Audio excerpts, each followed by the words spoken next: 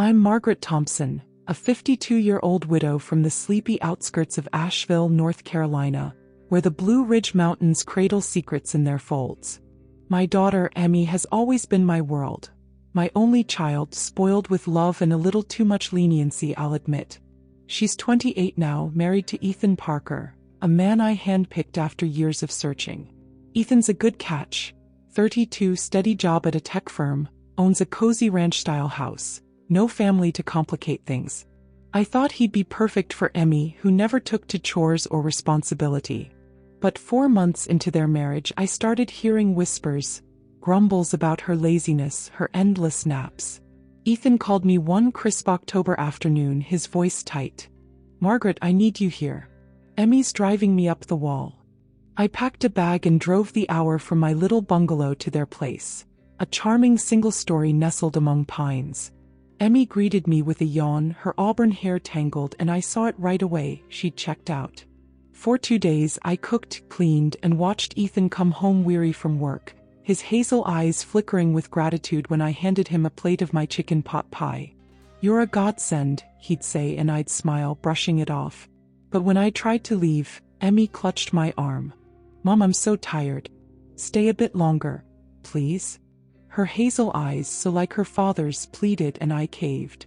I knew her laziness could push Ethan too far, and he was quiet, too quiet. The kind of man whose patience might snap one day. So I stayed, settling into their guest room with its quilted bedspread and view of the rolling hills. That first week I taught Emmy recipes, nudged her to fold laundry, but she'd drift off mid-task, leaving me to finish. Ethan noticed.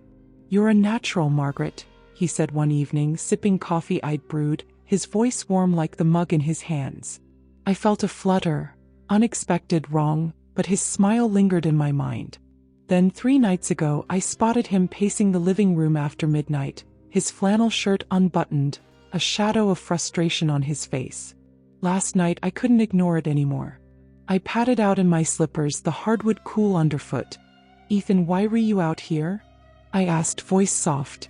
He didn't answer at first, just took my hand, his grip firm, calloused from years of tinkering with cars, and led me to their bedroom. Emmy sprawled across the bed, snoring softly, oblivious. "Look at her," he said, his tone low, edged with something raw.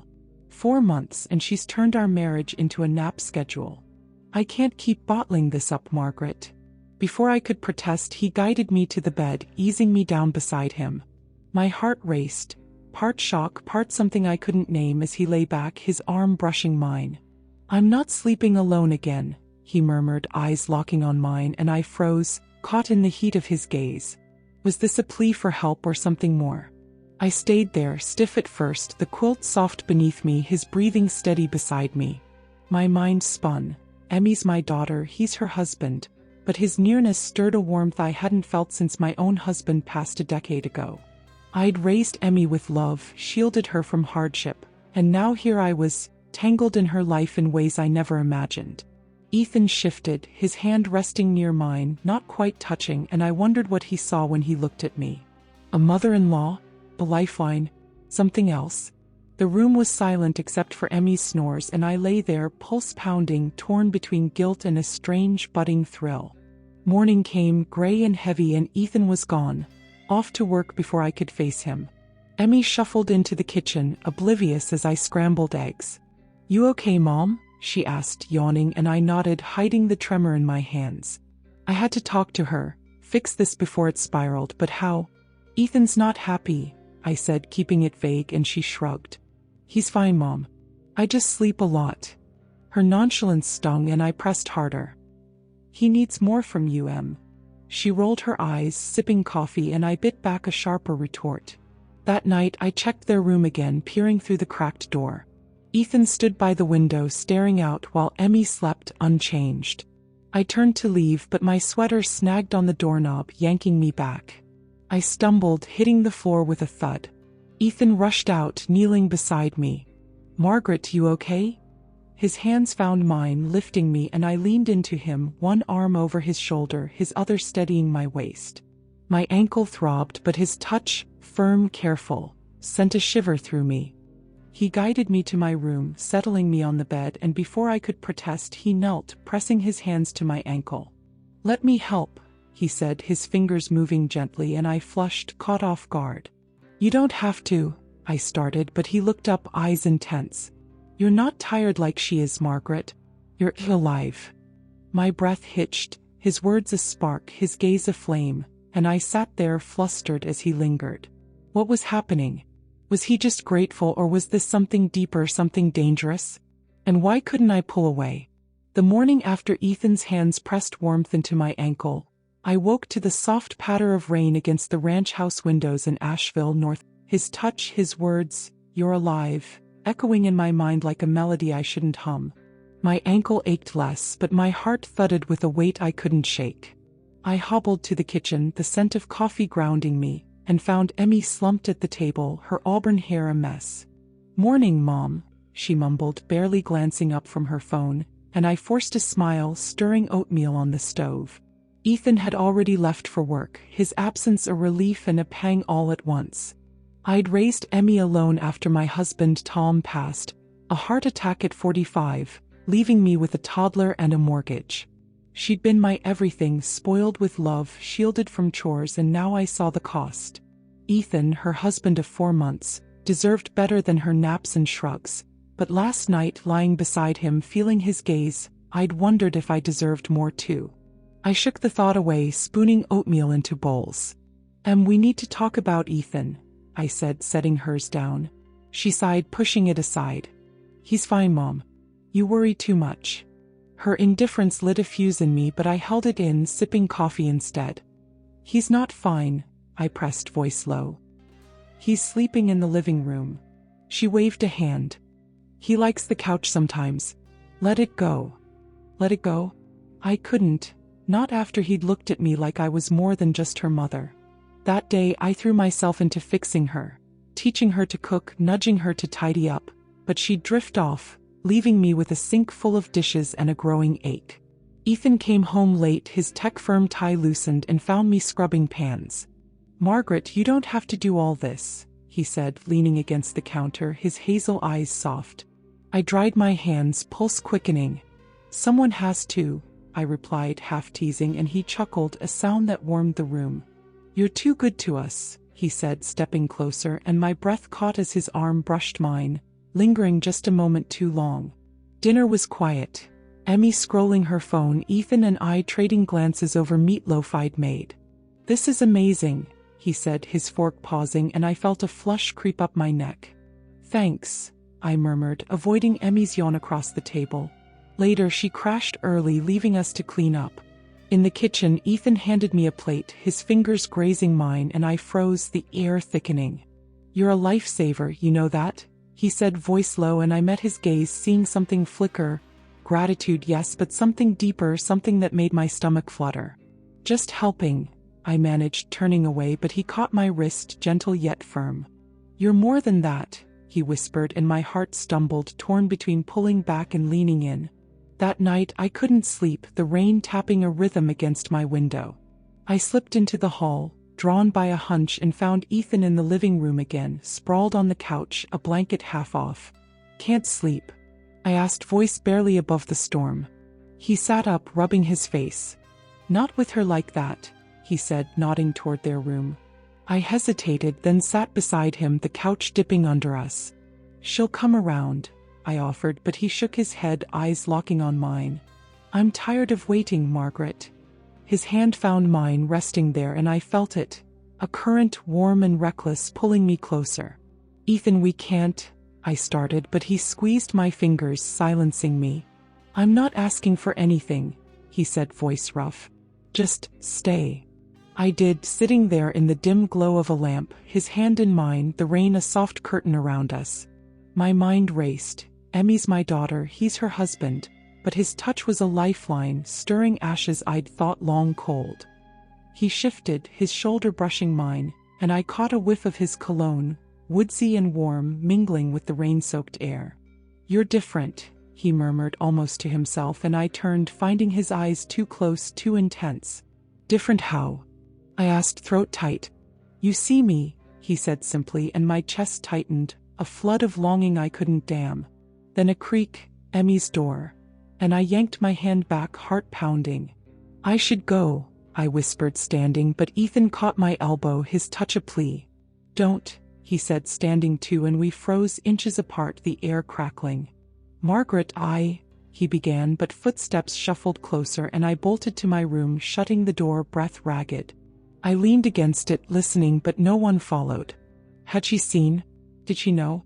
I slid to the floor, Ethan's words, "You see me," looping in my head, his touch a ghost on my skin.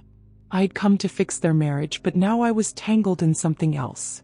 Something forbidden, thrilling, and terrifying. What was he chasing? And why couldn't I stop wanting to find out? Morning broke, gray and damp, and I faced the kitchen with a resolve to confront Emmy again. She shuffled in, yawning, and I set a plate before her. "We need to talk," I said firm. "Ethan's not okay." She groaned. "Mom, stop. He's fine." But I saw the flicker in her eyes, denial or something more. Ethan emerged then, tie in hand, and our gazes locked, a silent storm passing between us. "See you tonight," he said, voice steady, but his eyes lingered, promising more. As he left, I turned to Emmy, determined to wake her up. But what about me? Was I awake now, too awake, teetering on an edge I couldn't unseen? The rain hadn't let up by the time Ethan left for work that morning, its steady drum against the Asheville ranch house mirroring the storm in my chest. Of forks loud against the silence. Ethan sat across from me, his foot nudging mine under the table, a secret touch that sent heat up my spine. Emmy scrolled beside him, lost in her screen, and I caught his eye, a flicker of frustration there, mirrored by my own. Later she crashed early again, leaving us to the dishes. In the kitchen, Ethan stood close, handing me a plate, his arm grazing mine. "You're a saint, Margaret," he said, voice low, and I laughed, shaky. "Hardly." He turned, leaning against the sink, his hazel eyes searching. "You are, to me." My breath hitched, his nearness a pull I couldn't fight, and when his hand brushed my elbow I didn't pull away. That night, the rain turned fierce, wind rattling the windows. I found Ethan in the living room again, a quilt draped over him, his face shadowed. "You shouldn't be out here," I said, stepping closer, and he sat up, the blanket slipping. "Can't stay in there," he replied, nodding toward their room. I hesitated, then sat beside him, the couch creaking under us. "She's not waking up, Ethan," I said, and he sighed, running a hand through his dark hair. "I know. I'm done waiting." His hand found mine, warm and firm, and I froze, heart pounding. "Margaret, he started, but I shook my head, panic and yearning colliding. "We can't," I whispered, but he leaned closer, his breath brushing my cheek. "I'm not asking for what I shouldn't," he said, voice rough. "Just this." His hand in mine, his shoulder against mine, the rain cocooning us, was enough and too much. I stayed, the storm outside matching the one within, his presence stirring embers I'd thought extinguished. "You're not like her," he murmured, fingers tracing mine, and I swallowed hard. "How?" I asked, voice trembling. "You're awake," he said simply, and my chest tightened, his words a mirror to my own restless soul.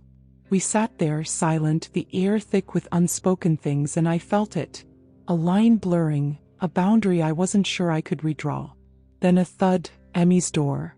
And I jolted, pulling back, my hand cold without his. "I should check," I stammered, standing, but Ethan caught my wrist, his grip gentle. "Stay," he pleaded, standing too, and we stood there, inches apart, the rain a roar around us. "Ethan, if she saw," I began, but he stepped closer, eyes fierce. "She doesn't see anything," he said, and my resolve wavered, his warmth a tide pulling me under. Footsteps shuffled closer, real this time, and I broke free, darting to my room, heart slamming against my ribs. I shut the door, listening, and heard Emmy's sleepy voice. "Ethan," she called, and his muffled reply, calm, distant. Had she seen us? Did she suspect? I sank onto my bed, the quilt cool against my flushed skin, Ethan's touch a phantom on my wrist. I'd come to save their marriage, but now I was drowning in something else. Something wild, tender, and wrong. Morning loomed, and I knew I had to face Emmy, push her to change, but what about me? Ethan saw me, really saw me, and I couldn't unfeel that. What was he after? Was it just comfort or something deeper, something that could shatter us all? And why did I ache to find out, even as guilt clawed at my heart? The rain had softened to a drizzle by morning, leaving the Asheville air thick with the scent of wet pines, but my heart still raced from the night before. I'm Margaret Thompson, 52, and trapped in a tangle of my own making, Ethan's hand in mine, his whispered stay, replaying like a song I couldn't silence. I'd bolted to my room when Emmy's voice broke the spell, and now as dawn crept through my window I braced for the day. I had to fix this, wake Emmy up, push Ethan back, but his hazel eyes lingered in my mind, a pull I couldn't shake. I found Emmy in the kitchen, hunched over cereal, her auburn hair spilling over her shoulders. "Morning, Mom," she mumbled, spoon clicking, and I sat across from her, resolve hardening. "And we need to talk, really talk," I said, voice firm. She groaned, rolling her eyes. "About Ethan again?" "He's fine." I leaned forward, hands clasped. "He's not.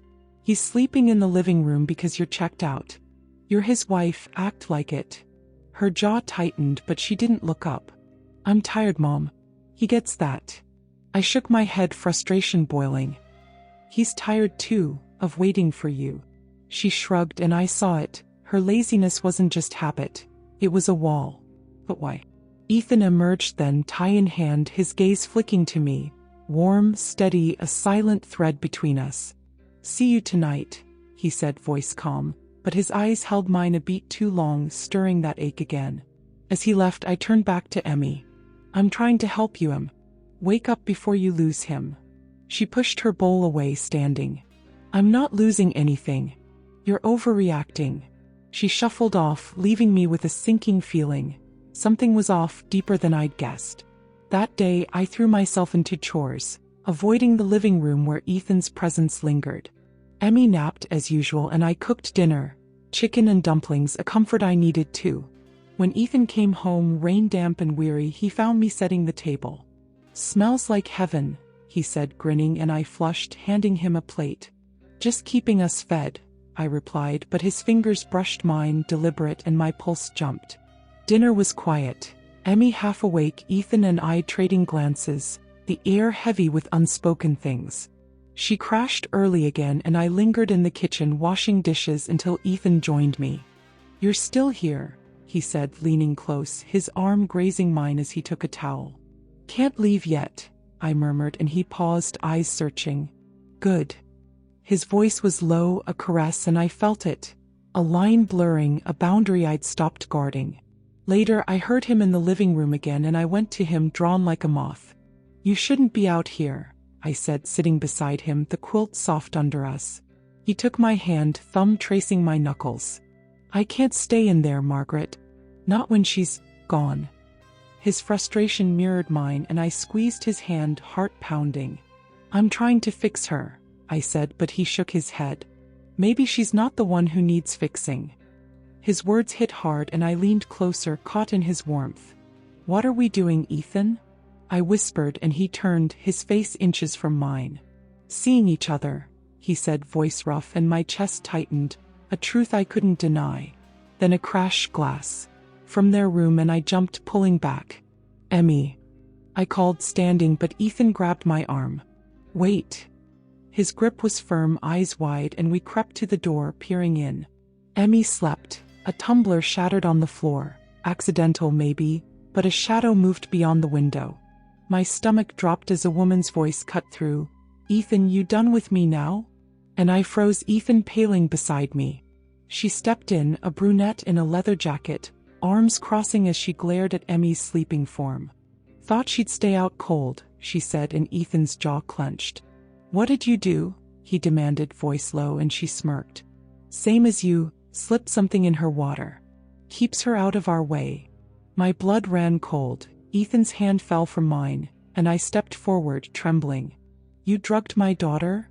I hissed, and the woman laughed, sharp.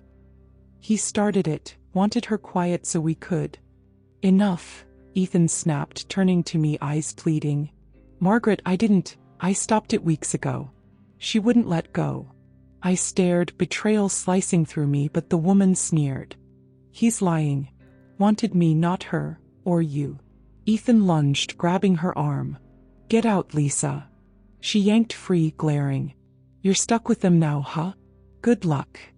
She stormed off and I faced Ethan, fury and heartbreak colliding. You did this? I asked, voice breaking, and he nodded, ashamed. At first, then I met you. I stopped, I swear. I stumbled back, mind reeling, Emmy's deep sleep, his late nights, all a lie. You used me, I said, and he reached for me, desperate. No, I fell for you, Margaret. You're real. I shook my head, tears welling, and ran to my room, locking the door. Morning came and I confronted Emmy, showing her the tumbler, telling her everything.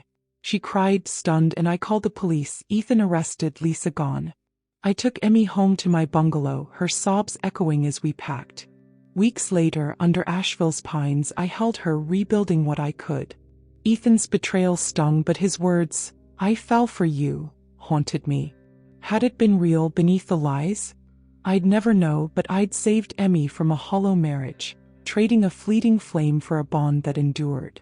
The mountains stood silent, witnesses to a love lost and a truth found, and I vowed, never again would I trust so blindly.